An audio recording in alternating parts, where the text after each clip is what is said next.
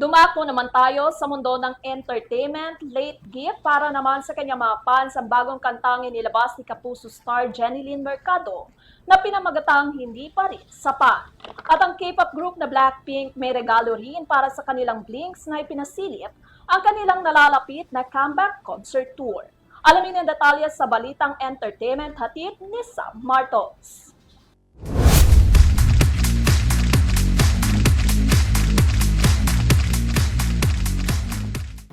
Happy Monday mga ka-Euro para sa ating balitang showbiz. Nagmahal ka na rin ba ngunit hindi pa rin sapat?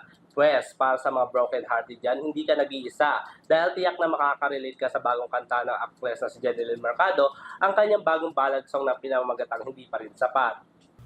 Actress at Kapuso Ultimate Star na si Jenilyn Mercado, naglabas na ng kanyang bagong kanta na pinamagatang hindi pa rin sapat. Huwag mong sabihin, hindi ako lumaban. Huwag mong sabihin, hindi kita minahal. Ang mensahe ng kanta ay patungkol sa paghihirap, pasakit at pagbibigay ng lahat alang-alang sa pag-iibig. Ngunit hindi pa rin ito naging sapat, kung saan ibinahagi niya ito isang araw bago matapos ang kanyang 38th birthday. Matatanda ang naglabas din si Jenilyn nitong April ng kanyang comeback single na pinamagatang Ayaw Pang Umuwi.